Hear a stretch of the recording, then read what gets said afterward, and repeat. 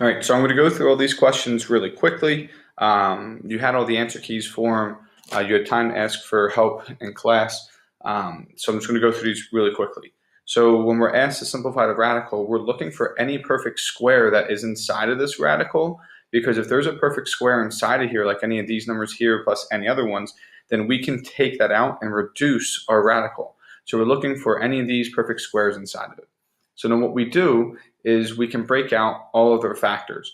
So 75 can be divided by 3, and 3 goes into 75 25 times. And then we look, is 3 a perfect square? No. Can I factor 3 out anymore? No. So there's nothing we can do to that number. Then we go to the next one. Is 25 a perfect square? Yes. The square root of 25 is 5. So I know I can then take this 25 out, and I take it out because the square root of 25 is 5. So I don't have to worry about breaking this down anymore because I can take the square root of 25. 5 times negative 3 is negative 15. And then all that's left is our 3. So that has to remain inside the radical. So we took out all of the perfect squares that we possibly could out of 75, and we reduced it. These are the exact same numerical value. If we were to plug this into a calculator or this into a calculator, it will give us the exact same numerical value. It's just a way of rewriting it simplified. All right, so then for this problem, we have negative 7 times the square root of 256. So the square root of 256 is actually a perfect square. So if you knew that one, you can go ahead and take that out.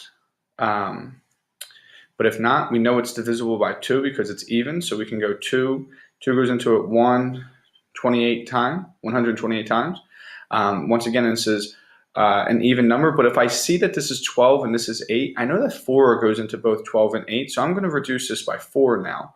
So 4 goes into that 32 times, and then from here, 32 I know can reduce by 8 and 4. 8 is a perfect, or 4 is a perfect square, so I won't reduce that one anymore, and 8 can be reduced by 4 and 2. So now we go through. 4 is a perfect square, so I can take out the 2. 4 is a perfect square, so I could take out another 2. 4 is another perfect square, so I could take out one more 2. And I'm left with 1, 2, and 2 2s. And remember, if we need, or if we're trying to break through or take a number out of the square root, we need at least 2 of them. So even though these aren't perfect squares, since we have 2 of them, I can bring out another 2. And now I'm left with 2 times 2 times 2 times 2, which is 16 times the negative 7, which is then going to be negative 112. So that would be our final answer. All right, same thing. We're looking for any perfect squares that we can take out of this so that we can reduce our radical. So we just start breaking out its factors, and I know 4 goes into 28 7 times. 7 cannot be broken out anymore, and 4 is a perfect square. So I know that that is the furthest I have to go. The square root of 4 is 2, so I bring that out, I cross it out, so I know it's no longer there. 2 times 2 is equal to 4, and we can't break out 7 anymore, so it's 4 times the square root of 7. All right, so when you do this, you can do it in any order that you want, but we need to combine any like terms, and then at the end or in the beginning, we have to simplify everything. All right, remember, we can never leave a fraction as 2 over 4. We always have to simplify. So it's the same thing with our radicals, but it doesn't really matter the order in which you do it. At times, you may need to do the simplification first so that you can see that you can actually combine some of our terms, but it doesn't matter if you do it in the beginning or the end for most of it. So here I have 3 times the square root of 5 and negative 3 times the square root of 5. So since these are identical, it's the same root, it's the same number on the inside, we can go ahead and combine those. And 3 minus 3 is equal to 0. So what this is saying is that 0 times the square root of 5 and 0 times anything is 0. So they eliminate or cancel each other out, just like if it was 3x minus 3x. It's the exact same thing. So that means all that we're left with now is 3 times the square root of 8. So there's nothing that we really can add or subtract. However, we need to simplify this. And 8 can be reduced to 4 times 2, and 4 is a perfect square.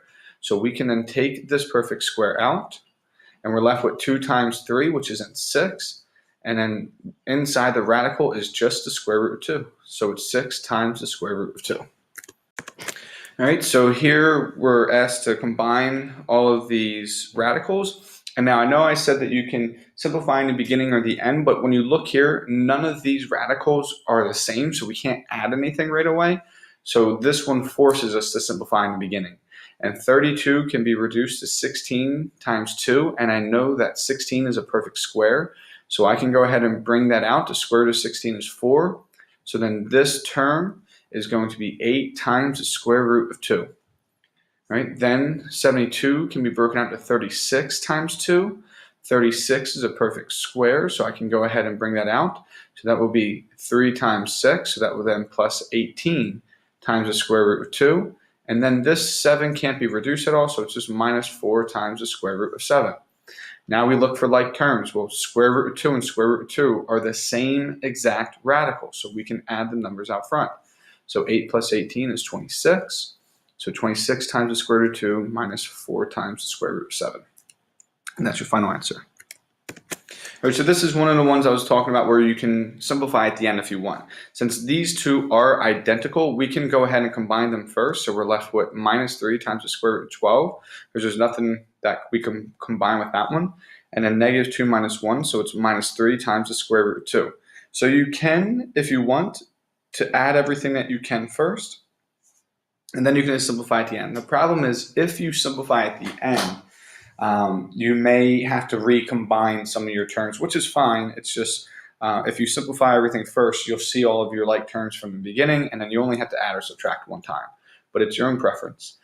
12 can be reduced to 4 and 3, and I know the square root of 4 is 2, so I can bring that out, and we multiply it. So 2 times negative 3 is minus 6.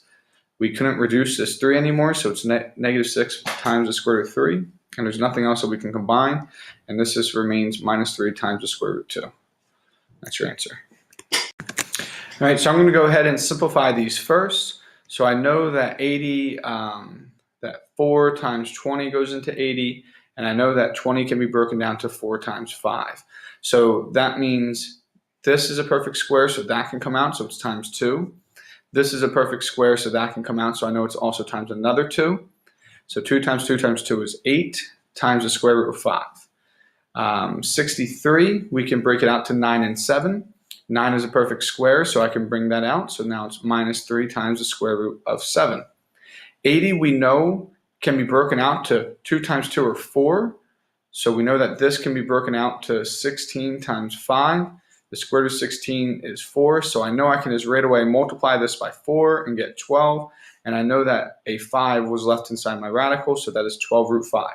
So if there are multiple of them in the beginning, you don't have to redo, because you already know what it will simplify to.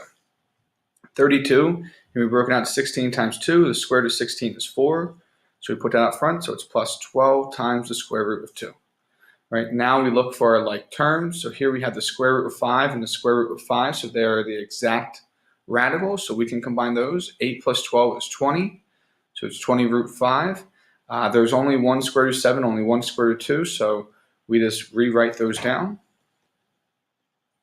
And that's your final answer. The order does not matter. All right, so now we need to multiply first and then combine any like terms if we can at the end. So when we multiply, if I were to ask you to do 5x times 2x, we would multiply the 5 and the 2 and get 10, and then we multiply our x's. So we're multiplying our like parts. So 5, our coefficients get multiplied, and then our variables get multiplied to be 10x squared. It's the same thing for here. When we distribute this in, we need to multiply the 5 and the 2, and that gives me 10. And then we multiply our radicals. And since these have the exact same index, we can multiply what's on the inside. And 15 times 5 is 75. And then we need to distribute into the next one. So there's no number out front besides negative 1, so it becomes minus 5. And then we would do 3 times 15, so that is then 45. Right? Then after you multiply, you need to see, can these simplify? Well, 25 times 3 gives me 75, and 25 is a perfect square, so I can bring that out. And 9 times 5 gives me 45. 9 is a perfect square, so I can bring that out. So 5 times 10 is 50 times the square root of 3 minus 15 times the square root of 5. And that will be your final answer. Now, remember, I showed you guys another way that you can simplify this. Rather than multiplying the 15 and 5, you can think of 15 as its factors, 5 and 3. So when you multiply this into this one here, you see you have two 5s, and a 5 will come out. When you multiply it into this one, you see that you would have 2 3s, and a 3 would come out.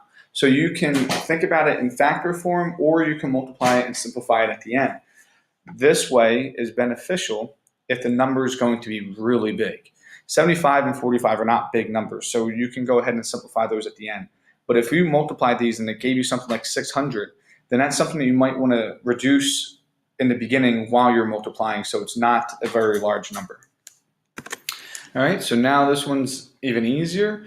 When we multiply this, root 3 times root 3, we know anytime you have a square root and you have two of the exact same numbers that they will undo each other and break free, so that's just 3. And then square root 3 times 5, there's nothing that we really can actually multiply there, so it's just 5 times the square root 3. Final answer. All right, so when I go to multiply these now, we're going to have to distribute both of these, so we'll use our FOIL method, the arrows, table, whatever you want to do. But before we get started, if you notice the square root of 4, we know what that number is, so let's reduce that first, because then it will give us less work that we have to do at the end. So we can rewrite this as square root of 2 plus the square root of 5 times the square root of 2 plus 2. And now we're going to go ahead and distribute. So root 2 times root 2 gives me 2. Root 2 times 2 gives me plus 2 root 2. Root 5 times root 2, since these are the exact same index, we can go ahead and multiply what's on the inside. So we plus the square root of 10. And root 5 times 2 will give me plus 2 root 5. And then we look to see, are there any like terms that we can combine? There's not right now. 10 can only reduce to 5 and 2, and neither 5 or 2 are perfect squares, so this is our final answer. If you left it as a square root of 4, you would have had to simplify some things at the end. That's why it's easier to simplify it first if you could. All right, so once again, it looks like we're going to have to go ahead and FOIL in. It looks like we're going to have to use the arrows or a table. But if you notice, these are the exact same term. It's a square root of 5 and square root of 5. So to make this a little bit easier, I'm going to combine those. And 4 plus 1 gives me 5, so it's 5 root 5. And that 5 root 5 is still being multiplied to the negative square root of 5 plus 5 root 2. By combining those first, I don't have to then FOIL anything out. I can just distribute this one term. So 5 root 5 times negative root 5, so that gives me negative 5. Square root of 5 times square root of 5 is square root of 25, which is 5. And negative 5 times 5 is minus 25. Right? Then we go ahead and distribute it to the next one. 5 times 5, so it gives me plus 25. And since these are the exact same index, we can multiply what's on the inside. 5 times 2 is 10. So negative 25 plus 25 root 10. All right, so for this one, there's nothing that we can combine in the beginning or reduce or simplify in the beginning, so we're going to have to then distribute both in. So this will then give me a positive 5, because negative 1 times negative 5 is positive 5. Root 2 times root 2 is 2, so this will then give me a 5 times 2, which is 10. Then we distribute it into the next one, so negative root 2 times 1 will be minus the square root of 2. Right? Then we will go ahead and distribute this, so we will get negative 5 times negative 5, so positive 25 times the square root of 2. And then negative 5 times 1 will give me minus 5. And then we combine our like terms, so we have 10 minus 5, so that gives me 5. And then we have negative root 2 plus 25 root 2, so that's plus 24 root 2. All right, that will be the end of this video. That will take care of all the addition and the multiplication. And then the next video will just be the dividing radicals or rationalizing and solving radical equations.